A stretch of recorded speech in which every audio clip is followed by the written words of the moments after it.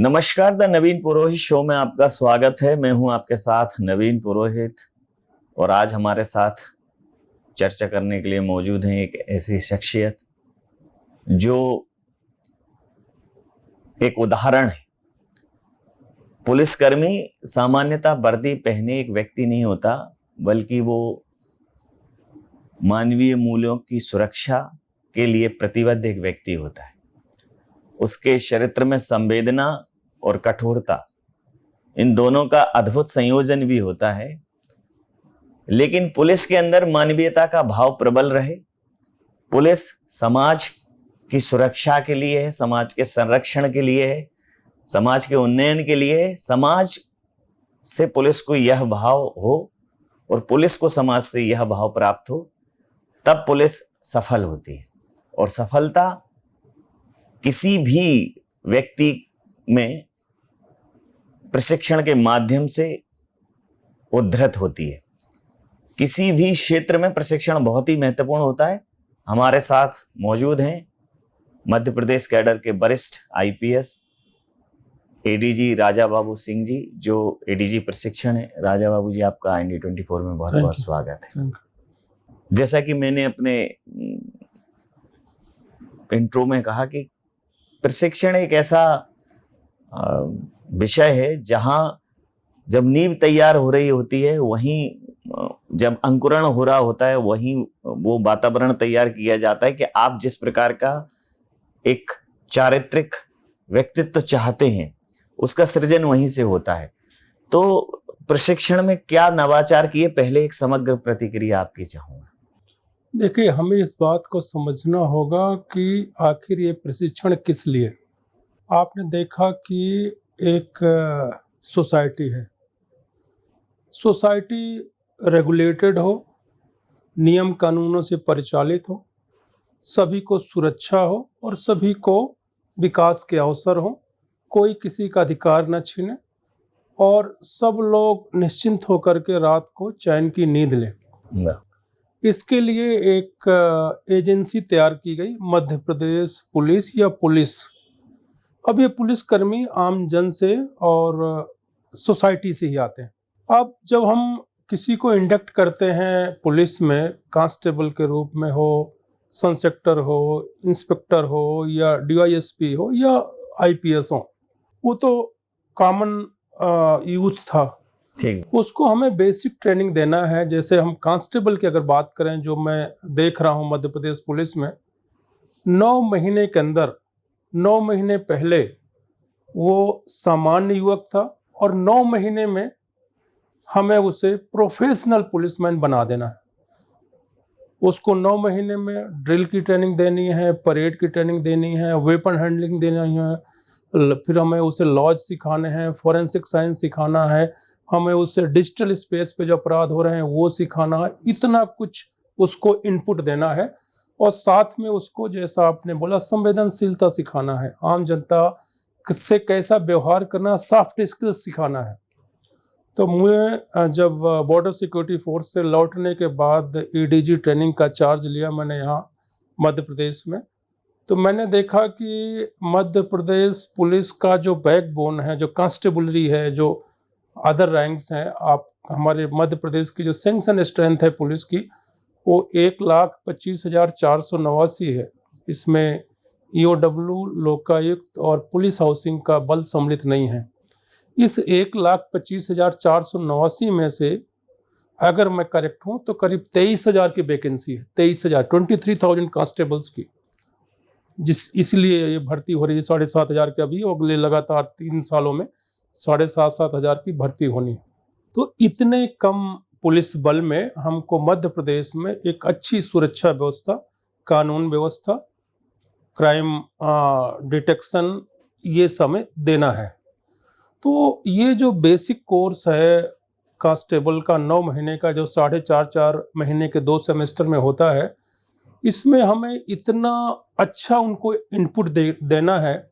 तो मैंने जब देखा कि यहाँ पर समस्याएं क्या हैं ट्रेनिंग की, पुलिस ट्रेनिंग की, सबसे पहले जो समस्या थी वो ये थी, कैजुअल एटीट्यूड था, ट्रेनर्स का भी, ट्रेनीज का भी। जैसे मैंने कहा कि हर पुलिस अधीक्षक एसपी पीटीएस सुबह 6 बजे ग्राउंड पे रहेगा और स्वयं अपने सुपरविजन में अपने सामने सारे फिजिकल एक्सरसाइज कराएगा। फिर हर शनिवार को अगले पूरे हफ्ते के लिए जो इंडोर ट्रेनिंग के इंस्ट्रक्टर पढ़ाएंगे अपने क्लासेज में, लॉ पढ़ाएंगे, फोरेंसिक पढ़ाएंगे, संविधान पढ़ाएंगे, पुलिस रेगुलेशन पढ़ाएंगे, उनका पूरा लेसन प्लान एक हफ्ते पहले ही उनको पीपीटी बना करके एसपी पीटीएस को दिखाना होगा। एसपी पीटीएस देखेंगे। इसको मैंने इंस्ट्रक्टर क्लिनिक वर्कशॉप नाम दिया। वेटिंग करेंगे कि उन्होंने लेसन प्लान सही से बनाया है कि नहीं बनाया, प्रेसी से कितना मटेरियल लिया है, ओपन सोर्स से कितना लिया है, उसमें उन्होंने ग्राफिक्स डाले हैं कि नहीं डाले, उसमें फोटोज डाले हैं कि नहीं डाले, ज़्यादा ग्रेस्पेबल बनाया है कि नहीं बनाया, वो अच्छी तरह समझ में कि आएगा कि नहीं आएगा। तो ये सारे मैंने नवाचार किए। मैंने देखा कि जब कोई रिक्रूट किसी एक पुलिस ट्रेनिंग स्कूल में ट्रेनिंग के लिए भेजा जाता है तो सबसे पहले तो उसका यही रहता था पहले कि मैं इस पीटीएस से उस पीटीएस में ट्रांसफ़र करा लूँ जो घर के नज़दीक हो। होम सिकनेस की यहाँ बीमारी थी, वो उसको मैंने टोटली बंद किया कि मैं किसी भी रिक्रूट का पीटीएस चेंज नहीं करूँगा। आपको जो पीटीएस अलॉट हुआ है 9 महीने का ही टाइम है, आपको बहुत कुछ सीखना है। 9 महीने में आप उसी पीटीएस में रह करके ट्रेनिंग पूरी करिए।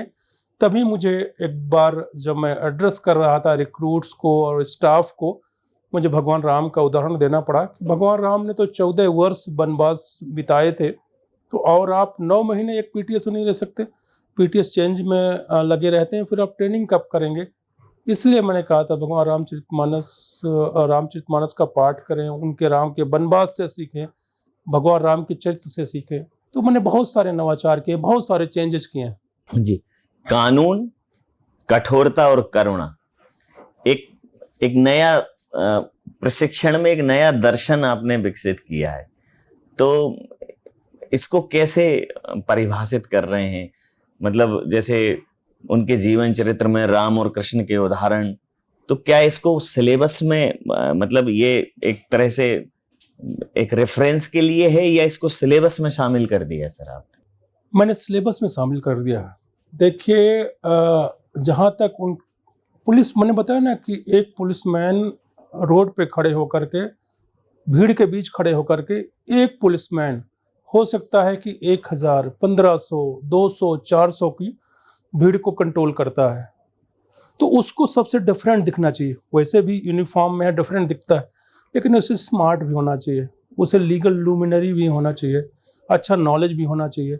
हमारे यहाँ मध्य प्रदेश पुलिस में जो कांस्टेबल का बेसिक कोर्स है, उसका जो फिजिकल स्टैंडर्ड है 5 किलोमीटर रन करने का।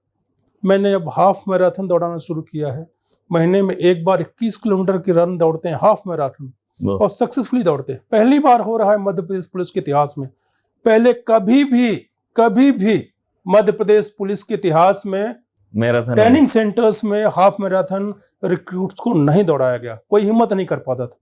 अब हर महीने हाफ मैराथन होती है 21 किलोमीटर की, और रिक्रूट्स दौड़ते हैं। अभी हमने पिछले महीने ही साइबर जागरूकता सप्ताह जब चल रहा था, एडीजी साइबर सिक्योरिटी से हमने 100 क्वेश्चंस लेकर के ऑनलाइन सभी पीटीएस में साइबर क्विज कराया।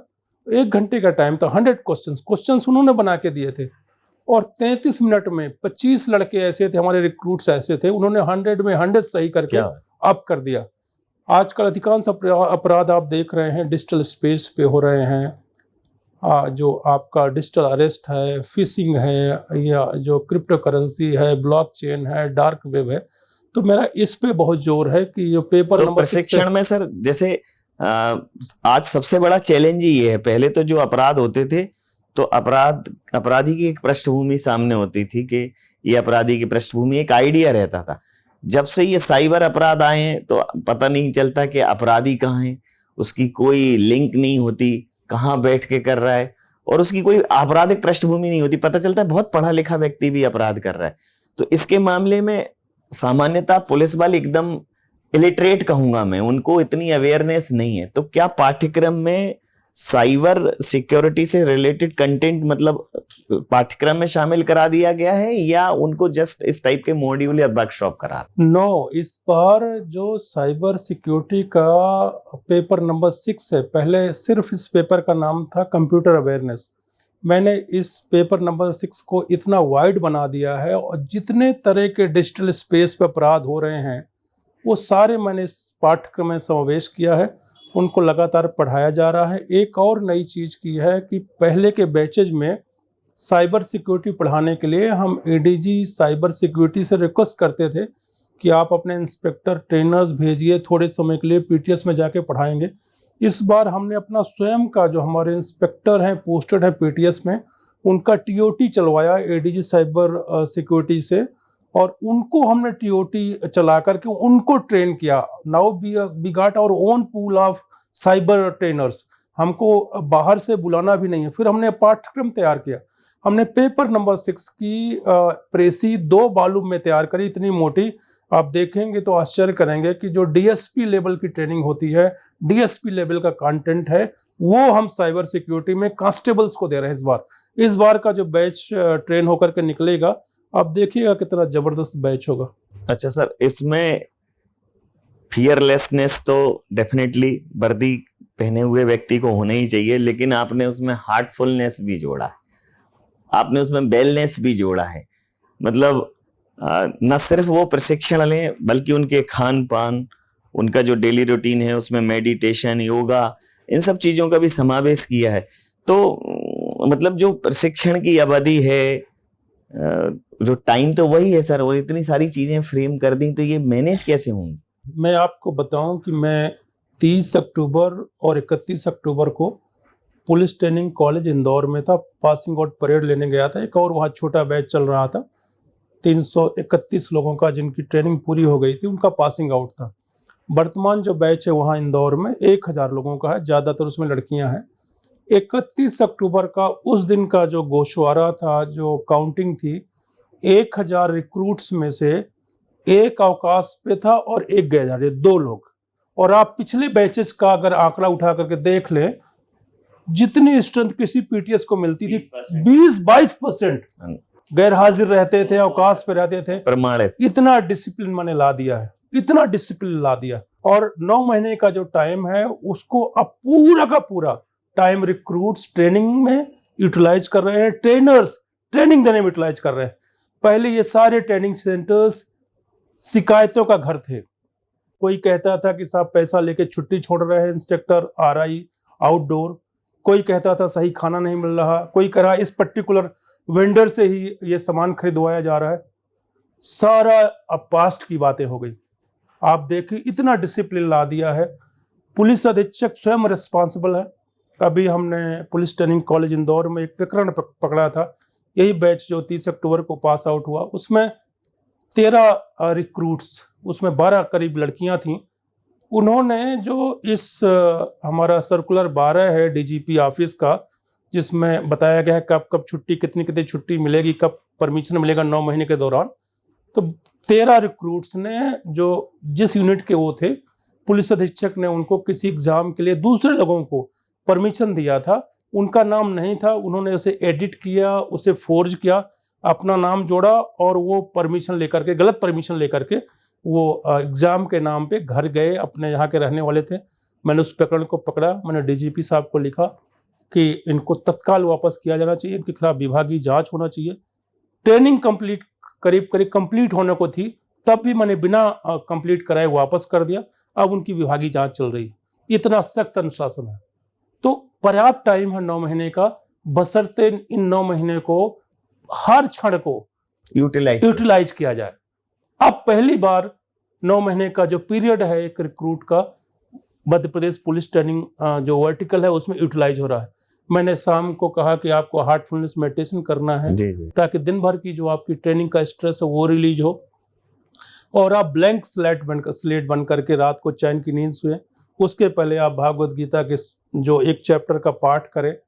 मैंने विलेज विजिट का प्रोग्राम जोड़ा है। हर पीटीएस ने 8 गांव गोद ले रखे हैं अपने आसपास के, ताकि वो रिक्रूट्स हर संडे को वहाँ जाते हैं गांव में, उन्हीं की समस्याएं पूछते हैं। यहाँ पे सॉलिड वेस्ट मैनेजमेंट का इशू है, आंगनबाड़ी आ रहा कि है नहीं, स्कूल कब तक का है, ताकि लोगों से एम्पैथाइज करें अभी और वो समझें कि मैं पुलिस कांस्टेबल के रूप में जो ट्रेन हो रहा हूँ वो इनके लिए हो रहा हूँ, इनके साथ मुझे सॉफ्ट स्किल डेवलप करना है, इनकी समस्याओं को सुनना है कंप्लीट पुलिसमैन बन करके। तो ये सारे नवाचार मैंने शुरू किए। जी, अभी तक की आपकी चर्चा सुन के मुझे एक शेर याद आ रहा है कि किसी चिराग का अपना मकान नहीं होता, जहां रहेगा वहां रोशनी लुटाएगा। तो ये सिर्फ प्रशिक्षण में ही नहीं है, ये आपने जब जैसे ये पदभार ग्रहण किया तो आपने डिपार्टमेंट में भी मेडिटेशन शुरू किया। मुझे लगता है कि पीएचक्यू में भी शायद ये पहली बार हुआ होगा। पुलिस हेडक्वार्टर में जहां तक मेरी जानकारी है, शायद जो प्रशिक्षण निदेशालय है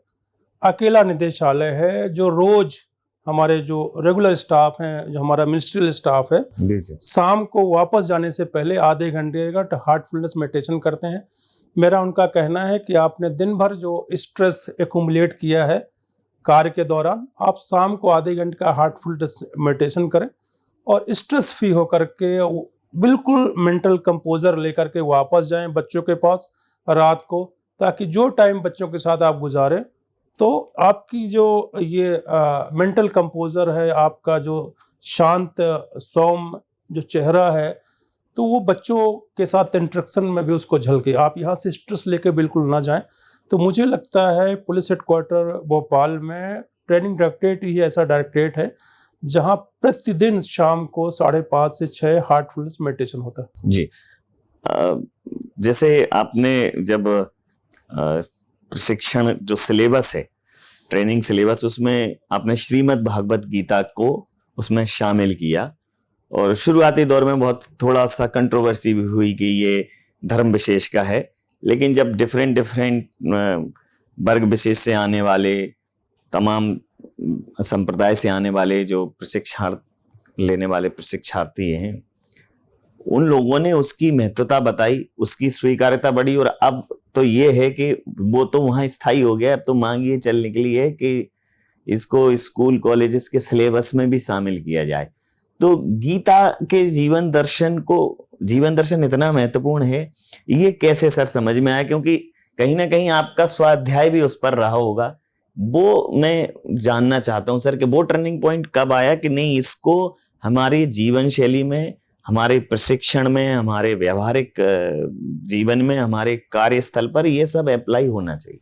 देखिए, पहली बात है, श्रीमद् भागवत गीता कोई एक धर्म की नहीं है, ये मानव मात्र के लिए है। और आज से नहीं, सदियों से, हजारों सालों से श्रीमद् भागवत गीता, इसके 700 श्लोक 18 अध्याय में जो है मानवता का पथ प्रदर्शन करती रही है। हमारे राष्ट्रपिता महात्मा गांधी कहा करते थे कि मैं पूरे समय श्रीमद् भागवत गीता की प्रति को कैरी करता हूँ और इसने मुझे पग पग पर आलोकित किया है, मेरा रास्ता दिखाया है। अब पता नहीं कितने लोगों को जानकारी है, जब सेकेंड वर्ल्ड वॉर चल रहा था और अमेरिका का जो वैज्ञानिक था ओपनहाइमर, जिसने वो परमाणु बम बनाया था, तो वो जब तत्कालीन अमेरिकी राष्ट्रपति को प्रेजेंटेशन दे रहा था वो न्यूक्लियर बम के बारे में, तो उसने भागवत गीता का एक श्लोक कोट किया था। पता नहीं कितने लोगों को जानकारी नहीं। वो भागवत गीता तो अमृत है और हर व्यक्ति को, मैंने देखा कि जब हमारा पुलिसकर्मी फील्ड में रहता है, जब रेगुलर आरक्षक बन जाता है, अभी आपने देखा कई तरह के बीच बीच में जो अप्रिय घटनाएं प्रकाश में आती हैं, सिवनी वाली घटना हो, यहाँ पे 2 आरक्षकों ने एक को ऐसा एलर्ज किया गया कि इतना मारा एक इंजीनियर को कि वो मर गया। तो मैंने सोचा कि हमारा जो ये पुलिस कांस्टेबल है, जिसको हम तैयार कर रहे हैं, अगले 30 साल 31 साल 33 साल तक नौकरी करेगा, अगर अभी से उसके अंदर एक कंडीशनिंग हो जाए, उसके रूटीन में आ जाए, उसका बोध गहरा आ जाए कि रोज मुझे अपना दिन खत्म करना है 2 चीज़ों से, भागवत गीता का एक अध्याय मुझे पढ़ना है, परिवार वालों के साथ पढ़ना है और बाद में हार्टफुलनेस मेडिटेशन करना है, तब मुझे अपना दिन खत्म करना है। तो ये मैंने कहा कि क्यों नहीं ये उनकी दिनचर्या में ही ला दिया जाए, पाठ्यक्रम का अंग बना दिया जाए, और अब सब जगह हो रहा है। और ये बहुत अच्छी बात है जो आप कह रहे हैं, मैं बिल्कुल इसका हृदय से समर्थन करता हूँ कि भागवत गीता स्कूलों में अनिवार्य कर देना चाहिए। बच्चों को शुरू से भागवत गीता बताया जाना चाहिए, भागवत गीता पढ़ाया जाना चाहिए। हर बच्चा जो भी हिंदुस्तान से है, सनातन संस्कृति से है, अब तो विदेशों में, पूरी दुनिया में भागवत गीता को पढ़ा जा रहा है, इसके महत्व को स्वीकारा जा रहा है। हर बच्चे को भागवत गीता कंठस्थ होना चाहिए। जी, आपके मैं अगर पूरे कार्यकाल की बात करूं तो जैसे आपने जेल में जो बंदी होते हैं, हम जिनको सुधार गृह कहते हैं, सामान्यतः सुधार उनको एक जगह पे ब्लॉक करके सुधार या थोड़ा बहुत उनसे परिश्रम करा के उनमें हम सुधार की गुंजाइश देखते हैं। लेकिन अगर मेरी जानकारी सही है तो आपने जेल में भी कैदियों के बीच भगवत गीता को लेकर एक प्रयोग किया था, उस पर थोड़ा प्रकाश। जब मैं आईजी एडीजी ग्वालियर जोन था, 18 से लेके 20 तक, 2020 तक, बॉर्डर सिक्योरिटी फोर्स जाने से पहले जी, तब मैं पूरे ग्वालियर जोन में ये प्रयास करने किया था कि कॉलेजेस में खासकर मैं बोलता था भागवत गीता पे, वहाँ के जो स्टूडेंट्स थे उनको मैं मोटिवेट करता था कि आप भागवत गीता पढ़ना शुरू करें, भागवत गीता को समझना शुरू करें। और उस समय ग्वालियर के सेंट्रल जेल में भी मैं गया था, मैंने कैदियों को भागवत गीता बांटी थी और वहाँ पे मैंने भागवत गीता का रेसिटेशन कराया था और कहा था वहाँ जो जेल अधीक्षक थे कि आप नियमित रूप से कैदियों को सोने से पहले इकट्ठा करके जब आप उनकी गणना करते हैं भागवत गीता का उनको पाठ सुनाएं और ये भागवत गीता पढ़ना शुरू करें, भागवत गीता का जो संदेश है जीवन में उतारना शुरू करें। तो निश्चित तौर पे ये जो अंडर ट्रायल्स हैं जब बाहर जाएंगे तो ट्रांसफॉर्म होकर के जाएंगे और शायद ये दोबारा अपराध की दुनिया में नहीं आएंगे। तो ये मैंने उस समय जब मैं आईजी एडीजी ग्वालियर था, इसका मैंने एक प्रयास किया था। बहुत गहरे से सर अपने कहते हैं कि जननी जन्म भूमस्य स्वर्गादपि गरीयसी, तो बहुत गहरे से अपनी मातृभूमि से भी जुड़े हैं। वहाँ भी आपने कुछ प्रकल्प चलाए हुए हैं, गौ सेवा के, पौधारोपण के, उसमें समाज को जोड़ा है। तो काम के दौरान ऐसी तमाम सारी सामाजिक गतिविधियों के लिए कैसे समय निकाल लेते हैं, और वो बहुत चर्चित भी हुआ वो गौशाला का आपका जो प्रयोग आपने किया था, तो उस पर भी एक। देखिए, जो गाय है, देशी गाय, जी, अभी आपने देखा कि कितना पॉल्यूशन हो रहा है, हमारा खाना प्रदूषित है। अभी पिछले 70 साल 80 साल का जो हमारा ये ग्रेन फार्मिंग पे जोर रहा है, हमारा जो यील्ड पे जोर रहा है और हमारा अनमाइंडफुल यूज़ रहा है केमिकल फर्टिलाइज़र पेस्टिसाइड का। हमने ना केवल जो यील्ड है ग्रेन्स की उसको पॉल्यूट कर दिया अनमाइंडफुल केमिकल फर्टिलाइज़र पेस्टिसाइड डाल करके, बल्कि वो जब रन ऑफ होकर के नज़दीक के वाटर सोर्स में पहुंचता है उसको हमने पॉल्यूट कर दिया। इतनी खराब हालत है। तो हमारी जो देसी गाय है, देसी जिसमें कुबड़ होता है, जिसमें सूर्य नाड़ी होता है, उसमें उसका मिल्क E2 मिल्क होता है। अब तो भारत सरकार ने आयोग बना दिया, प्रयास है भारत सरकार का कि हमारी जो टोटल 42-44 अभी तक आइडेंटिफाई हुई हैं देसी नस्लें, जैसे हमारे बांदा की केन नदी रिवर की, रिवर वैली की केनकेथा है, या साहिवाल है पंजाब हरियाणा की, या गुजरात की गिर और काकरेज है, या चित्तूर की पुंगानूर है, नॉर्थ केरला की बेचूर है, बद्री है उत्तराखंड की, निमाड़ी है मध्य प्रदेश की। ये सारे जो हमारी देसी नस्लें थीं कभी, बाद में फिर ख़त्म होने लगी, उनके जीन स्ट्रेन को एक्सट्रैक्ट करके दोबारा मल्टीप्लाई करके प्योरेस्ट फॉर्म में दोबारा लाई जाए ताकि लोगों को A2 मिल्क पीने को मिले और गौ संरक्षण हो। तो ऑफ कोर्स जो गौ संरक्षण है देसी गाय की जो नस्ल का, और पर्यावरण, इस पे मेरा काफ़ी जोर रहा है। मैं कई सालों से इस पे काम कर रहा हूँ बुंदेलखंड में, और जहाँ भी मैं रहा हूँ, मैं मणिपुर रहा, अरुणाचल रहा, इवन कश्मीर में टेम्परेट जोन में मैंने काम किया पहली बार, वहाँ भी काफ़ी मैंने प्लांटेशन कराया। मणिपुर चुचूरा चांदपुर में मैं पदस्थ था, वहाँ प्लांटेशन कराया। बुंदेलखंड में जहाँ जहाँ भी मैं पदस्थ रहा हूँ, तो मुझे लगता है आज की ज़रूरत है और हर व्यक्ति को इसमें अपना योगदान देना चाहिए, पर्यावरण संरक्षण पे, जल संरक्षण पे, देसी गाय को प्रमोट करने में, और एक वैदिक जीवन पद्धति, स्वस्थ जीवन पद्धति, ताकि आगे आने वाली जो हमारी पीढ़ियां हैं उनको हम लिवेबल ये जो अर्थ दे करके जाएं, ना कि इतना ज़्यादा इसको पर्यावरण नष्ट कर दें, इसको पॉल्यूट कर दें, वाटर सोर्स पॉल्यूट हो जाए, हवा इतनी गंदी हो जाए जहरीली हो जाए। अभी आप देखें दिल्ली में क्या चल रहा है। तो निश्चित तौर पे हमारे जो वैदिक बेस थे, सस्टेनेबल लिविंग थी, उसको प्रमोट करने के लिए सभी को प्रयास करना चाहिए।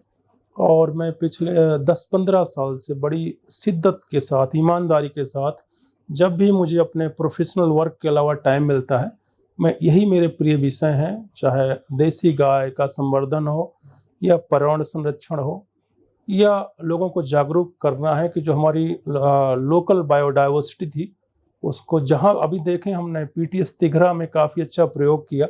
172 एकड़ का हमारा पुलिस ट्रेनिंग स्कूल है वो, और उसमें पूरे इन्वेसिव स्पेसी है, कीकर आ गया था, पूरा कीकर ही कीकर। हमने उसको अप्रूव किया, वहाँ पे फ्रूट बियरिंग प्लांट्स लगाए हैं करीब 15,000 इसी रेनी सीजन में, और सब 5 फीट 6 फीट के। और दोबारा हम कोशिश कर रहे हैं कि वहाँ की जो ओरिजिनल डाइवर्सिटी थी उसको वहाँ पे रीस्टोर किया जाए। तो हर व्यक्ति को इसका प्रयास करना चाहिए, ऐसा मेरा मानना है। अब चूंकि सर बीजारोपण और उसकी नोरिशिंग आपके द्वारा हो रही है, पुलिस बल का प्रशिक्षण आपके हाथों में, तो प्रशिक्षण को लेके तमाम नवाचार आपने शामिल किए हैं और एक आउटकम कहीं ना कहीं परिणाम थोड़ा बहुत तो सोचते ही हैं। तो ड्रीम विजन क्या है? मेरा ड्रीम विजन ये है, देखिए, ट्रेनिंग वन टाइम अफेयर नहीं होना चाहिए। ट्रेनिंग 3 तरह की होती है। एक बेसिक ट्रेनिंग होती है, जब हम मेटामॉर्फोज करते हैं, एक कॉमन यूथ को पुलिसमैन बनाते हैं, तो जो शुरुआती बेसिक ट्रेनिंग होती है किसी भी रैंक की हो, कांस्टेबल, सन सेक्टर, डीवाईएसपी, आईपीएस की। इसके बाद कई फोर्सेज में हमारे यहाँ अब नहीं रह गया है, प्रमोशनल, मैंडेटरी प्रमोशनल कोर्सेज होते हैं। वो आपको प्रमोशनल कोर्सेज करने हैं तभी अगले रैंक में प्रमोशन मिलेगा। जैसे बीएसएफ में है, असिस्टेंट कमांडेंट आप भर्ती हो गए, आपको बेसिक ट्रेनिंग मिली। इसके बाद 3 आपको ट्रेनिंग करना है, प्लाटून वेपन कोर्स है, आपको कमांडो कोर्स है, और बटालियन सपोर्ट वेपन कोर्स है जो हजारीबाग में। 3 कोर्स अगर आप करेंगे तभी आपको डिप्टी कमांडेंट बनाएंगे। डिप्टी कमांडेंट से 2IC बनने में फिर एक कोर्स मैंडेटरी है। इस तरह करके हमारे यहाँ वो नहीं रह गए। हमारे यहाँ जैसे कोई कांस्टेबल से हेड कांस्टेबल बनता है, कार्यवाहक या ASI बनता, अब तो चूँकि अभी नहीं हो रही बहुत दिनों से प्रमोशन, तो इंडक्शन कोर्स कराया जाता है। तीसरा जो कोर्स होता है, तीसरा ट्रेनिंग होता है, उसको प्रोफेशनल कोर्सेज कहते हैं। बीच में स्लॉट आते रहते हैं कि जेंडर सेंसिटाइजेशन पे ये कोर्स है, डिजिटल सिक्योरिटी पे कोर्स है, ये 3 तरह के रूल रेगुलेशन आ रहे हैं। बेसिक कोर्स, प्रमोशनल कोर्स या इंडक्शन कोर्स, और तीसरा है प्रोफेशनल कोर्स।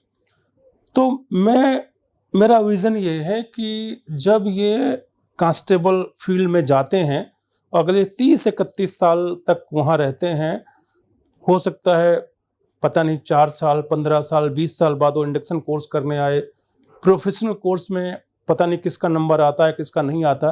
तो जो फील्ड सुपरवाइजरी ऑफिसर हैं, कमिश्नर, पुलिस कमिश्नर हैं, IG जोन हैं, DIG रेंज हैं, पुलिस अधीक्षक हैं, वो लोग को इस बात को देखना चाहिए कि उनका एक रोटेशन बना लें और उनका नॉलेज लगातार ब्रशअप होता रहे। अपने स्तर पे वो डिस्ट्रिक्ट लेवल पे, रेंज लेवल पे, जोन लेवल पे भी छोटे छोटे ट्रेनिंग मॉड्यूल चलाते रहें। और अभी सबसे बड़ी विडंबना इस समय ये है पुलिस की, मैं मध्य प्रदेश पुलिस का ही उदाहरण देता हूँ, कि जो फील्ड में पुलिस लगी हुई है और जो सुपरवाइजरी ऑफिसर्स हैं, उनका ट्रेनिंग में बिल्कुल भी ध्यान नहीं, बिल्कुल भी ध्यान नहीं। मैं स्वीकार करता हूं कि उनका ओवर कमिटमेंट है, अपने जितने भी असाइनमेंट हैं, जो ड्यूटी हैं लॉ एंड ऑर्डर की या क्राइम प्रिवेंशन की, क्राइम डिटेक्शन की, BBIP ड्यूटी है, लेकिन फिर भी अगर वो प्रायोरिटी रहे, जैसा आपने देखा मैंने 9 महीने के बेसिक कोर्स में बहुत सारी नई चीज़ें लागू कर दी जी। अगर वो प्रायोरिटी रहे तो रोटेशन बनाया जा सकता है और फील्ड को में जो पदस्थ बल है उसका लगातार upgradation, skill honing, knowledge brush-up वो चलते रहना चाहिए। तभी आपने एक बार तो बेसिक ट्रेनिंग दे करके उनको लॉन्च कर दिया उसमें सोसाइटी में, लेकिन ये जो उसका नौकरी का पीरियड है 31 साल 32 साल का, उस दौरान अगर आपने उसकी जो मिड टर्म ट्रेनिंग में ध्यान नहीं दिया तो फिर बहुत सारे इशूज होते हैं। जैसे आपने देखा कई लोग मेरे को मिलने आते हैं, उन्हें समझ में नहीं है कि मैं बेसिक ट्रेनिंग देख रहा हूँ, कि साहब ये भी देखिए वो भी देखिए। तो अभी हर आईजी जोन में एक पद है डीएसपी ट्रेनिंग का। अभी मैंने उस नेटवर्क को जो एक्टिवेट किया है और उसको बोला है कि आप इस बात को देखें कि आपके जोन में जो रेगुलर बल पदस्थ है उसको लगातार इंडक्शन में आए, जब भी आपको स्लॉट मिले वो प्रोफेशनल कोर्सेज के लिए भेजे जाएं, लोग रोटेशन से सभी को अवसर मिले। फिर आप अपने जोन और रेंज लेवल पे, डिस्ट्रिक्ट लेवल पे भी बीच बीच में कोर्सेज चलाते रहें। अभी तो गवर्नमेंट ऑफ इंडिया का, हमारे माननीय प्रधानमंत्री जी का एक बहुत अच्छा आई गॉट कर्मयोगी है कि अब आपको डिजिटल स्पेस में जा करके आपका नॉलेज ब्रशअप करते रहना है। हमने बहुत अच्छा किया है मध्य प्रदेश पुलिस में। मेरे कोई मैंडेट था, मैंने एडीजी ट्रेनिंग बनते ही 1 महीने के अंदर पूरी जो हमारी अवेलेबल स्ट्रेंथ है उसको आई गॉट कर्मयोगी पर रजिस्टर्ड कर लिया। अब मैं लगातार इस बात पे जोर देता हूँ जब भी कोई बैच आता है इंडक्शन ट्रेनिंग के लिए किसी पीटीएस में, कि आप आई गॉट कर्मयोगी पे कितने कोर्सेज किए हैं। तो ये फील्ड ऑफिसर्स को भी देखना होगा कि उनका जो सर्विस के दौरान इन सर्विस जो कोर्सेज हैं वो रेंज लेवल पे, जोन लेवल पे, डिस्ट्रिक्ट लेवल पे चलाते रहें और लगातार, ताकि वो अपना जो उसका स्टेगनेट ना हो फोर्स स्टेगनेट होने लगता है, उसका फिर स्किल होनिंग नहीं होती, वो जहाँ का तहाँ रह जाता, क्योंकि इतने फास्ट चेंजेज हो रहे हैं इस समय। तो ये फील्ड ऑफिसर्स को देखना चाहिए और अपनी प्रायोरिटीज में ट्रेनिंग को भी सम्मिलित करना चाहिए। तो जिनका व्यक्तित्व ही शिक्षण है उनके पास अब प्रशिक्षण का दायित्व है और मध्य प्रदेश का पुलिस बल बहुत सुशिक्षित, दक्ष, संवेदनशील और सुदृढ़ होगा, ऐसी हम उम्मीद कर सकते हैं। मध्य प्रदेश की पुलिस ट्रेनिंग एकेडमीज राष्ट्रीय स्तर पर और अंतर्राष्ट्रीय स्तर पर रेखांकित हो रही हैं। ये मध्य प्रदेश के लिए गौरव का विषय है। सर, तमाम सारे पहलुओं पर प्रशिक्षण और पुलिस के मानवीय दृष्टिकोण को समझने का एक अवसर पुनः मुझे प्राप्त हुआ। आपने हमारे साथ इतना समय साझा किया, आपका बहुत धन्यवाद। बहुत